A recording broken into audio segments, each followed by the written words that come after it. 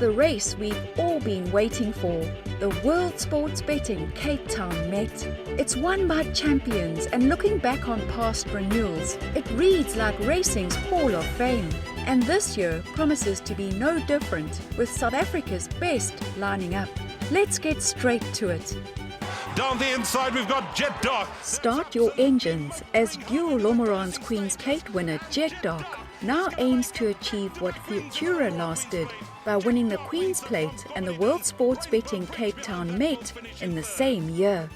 At this level, I think the horses are exposed. The only horse that isn't exposed on ratings is Double Superlative, because I think he's only had 4 or 5 starts in his career.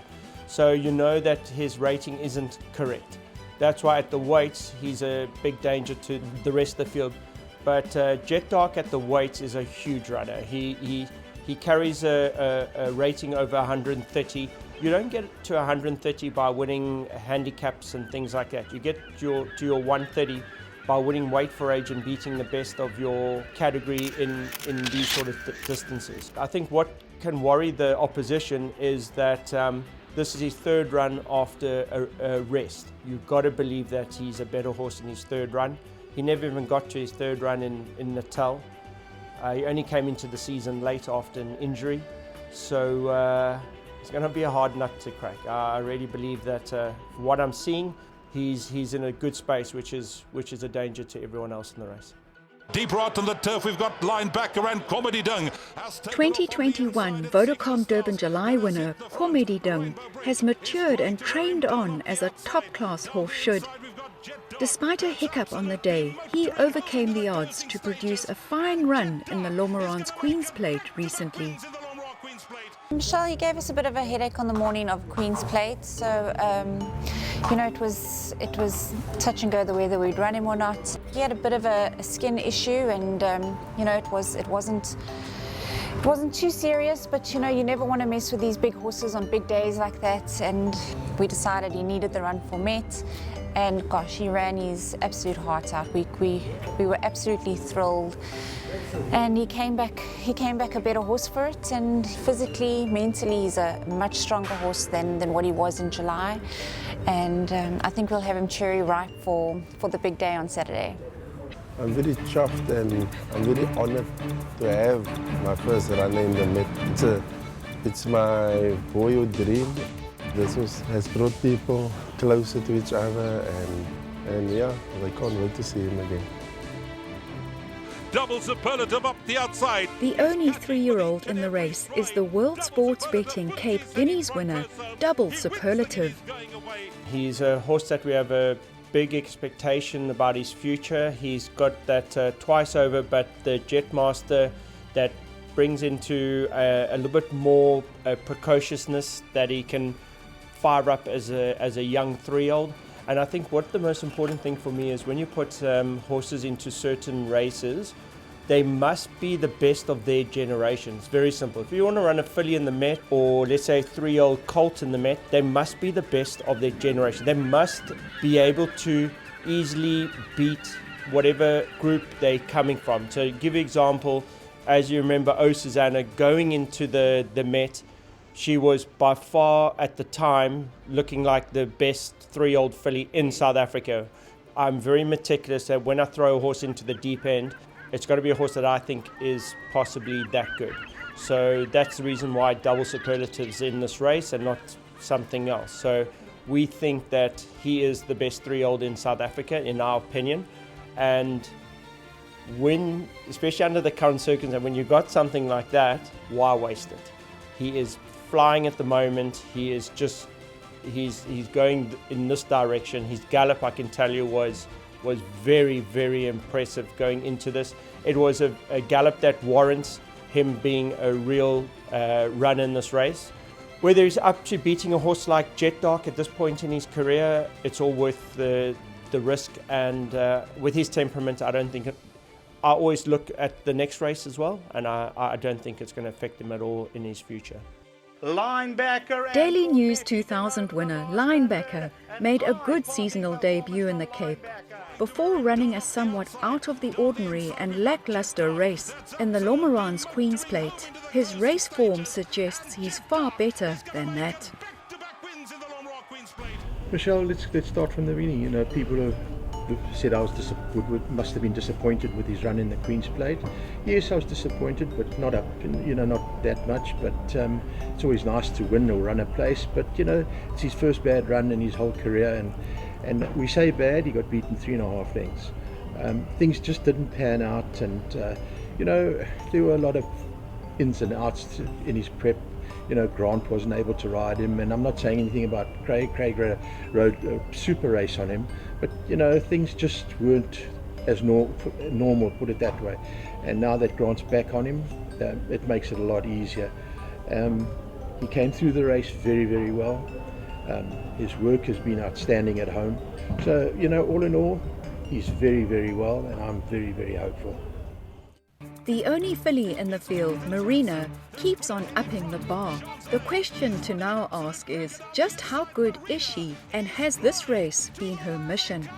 If I recall way back when she started racing, I think it was probably her third start she'd had with me, I said to Stephen actually and to Marsh that this was going to be a mission. I said I definitely think that she's going to be our Met runner next year, and she's kind of just constantly improved as she's gone along. She went through that winter series, and I left her here in Cape Town. I didn't take her to Durban, and she's really, really come on. She's such a big, tall, scopy filly, and she's taken time, I think. And I always said that this year and this probably next year will be her best years of racing. So it seems to have panned out that way, and here we are in the Met.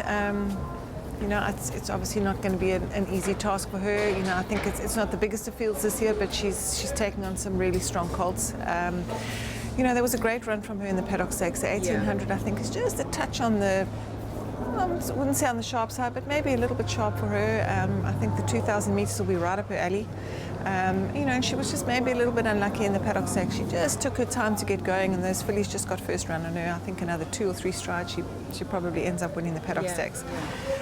So we thought we'd take our chances in the Met. I think it's a nice type of race for her, and also not being such a big field this year actually will play into her favour, because then she doesn't end up being too far back. So I've got her in a good place at the moment. She's come out of that Paddock Stakes really well, and she's looking great. She's nice and fresh, and I really do look forward to Saturday.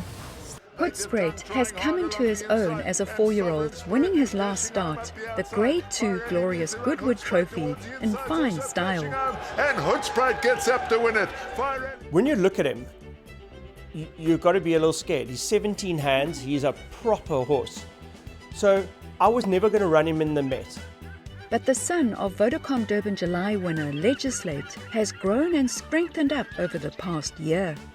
If you win the Premiers or the Lamorans Queen's Plate and you don't run in the Met, you're mad. You have to. Those are the preps into the race. Those are the races that the punters look at into that. And he beat some very nice horses. So does he deserve his place in the Met? 100%. Can he beat these horses at weight for age terms? Only time will tell. So doing really, really well at home. Certainly a horse that you could never count out. He may need 1 or 2 things to go his way at weight for age. So he deserves his chance, so let's see what happens. Do it again along the inside and Do It Again is undoubtedly one of the stars of our turf, with 2022 seeing his 5th season on the track. He's been reunited with jockey Bernard Fade Herb, who partnered the son of Twice Over to victory early in his career. He's an extremely sound horse. As you've seen with Rainbow Bridge, it was very good on the owners and Eric Sands to say, he's not that comfortable, and obviously every day you're not comfortable. So for them it was a good reason. Do It Again has been the opposite type of horse. His issues are inside. He gets ulcers, which with medication you can sort out. Punters won't like to hear this, but he ran a disappointing race. But you don't know where you are with the horse when they keep running well. And we went into the race, he was 6-10, and he ran a disappointing race. It was like, oh wow, that I didn't expect. After his last run, he's improved every single time I've sat on him, and I liked what I felt today. He was taken to Kenilworth on Monday to have an 800-metre sprint up on the grass. I feel he just needs to get that body to go bang. I think Bernard's the right guy. As we all know, he's done it all before, so if he just brings his A game to the races, he'll be right there. And I love the 11 draw. At 7-year-olds, he doesn't need to be chased there going, oh, I need to be in a good position, I need to be here. He doesn't need to do nothing. He needs to be in front at the finish line, and that's I'm afraid is all that counts. Second base as they come to the final 150. The quirky but talented second base won his prep, the Grade 3 London New Stakes, on the 1st of January at Turfentine. Second base beat Johnny Hero Asterisk. Second base, he's been a bit of a frustrating horse. Last year's form in the Daily News, he ran just under 3 lengths behind Linebacker and Dung in that race. He was actually aimed at the July for that year, but we decided to miss it. I thought it'd be better as a 4-year-old. He needed to strengthen up and just get his head into the game more. Yeah, he's been very frustrating, as I said. He hasn't quite hit that form this season as a 4-year-old, but his last one was a good win. So he's coming to the race, hopefully back in form. So yeah, the draw 10 is not really a problem. He's a horse that likes to be left alone and come from off them. So I'm hoping all goes well. I don't know if he can turn the form around with Linebacker and Dung, but he definitely does have ability. So we're hoping that he can run a big race as well. Still Pieta Manzana in the lead. Stable companion to second base from the stable of Johan Janse van Vuren is the Argentinian-bred Pieta Manzana. In the Cape Met I have Pieta Manzana, draw 7. He's a nice big horse. I think he'll enjoy the left-hand turn, and I think at the weights he's got a very tough ask at the weights, but he is a nice horse, and I think he's going to have to improve a lot to be in the money, but he is a nice horse and he's got the improvement. Cyrillo's got a commanding lead now into the closing stages. Cyrillo gives Hollywood Bets their first ever runner in the World Sports Betting Cape Town Met. Cyrillo is in a good space, he's doing well, his work is good. It's third run after a rest. It is an unorthodox prep as we weren't certain to go for the Met. However, between Hollywood and I, we feel it is an opportunity for them to have a run in the Met, and he has a good rating. He's run it well at the course before, so it's not a sign of madness. I'm happy with his draw. Craig Zaki knows his way around Kenilworth really well. He has come to gallop him and ridden him in some pace work. So yeah, we're probably the right price, big outsiders, but that doesn't mean we can't get a blow-in or earn a check. And I'm looking forward to a good run. Rocking Ringo is in front as they come. Like a good red wine, Rocking Ringo has matured with age. In fact, he's quite remarkable, lining up in his first Grade 1 at 6 years of age. Inside, but Rocking Ringo lost long enough.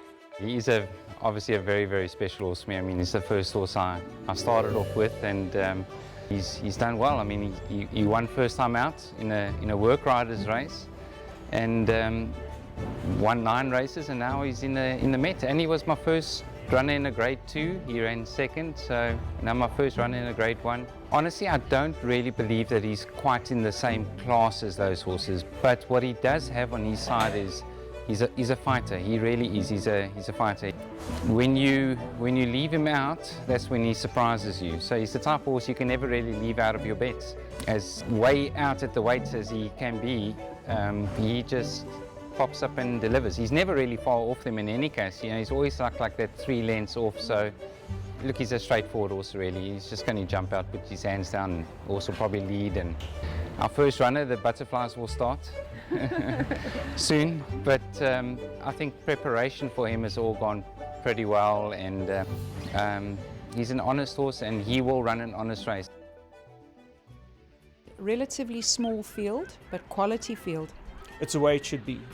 Weight for age Group 1s in South Africa should not have more than 12 horses. At 12 horses, you get the turnover for the operators, so they're happy, and for trainers, it makes it a little bit easy. When you start going into 16 horses, 20 horses, at weight for age terms, you start getting different results. Good racing is a slightly smaller field, less interference, and you get a decent race. You know, I think 11, 12 runners is perfect. Perfect number of horses. We've got a few horses there that think they can go and set a little bit of a pace, fantastic, and it's for good racing.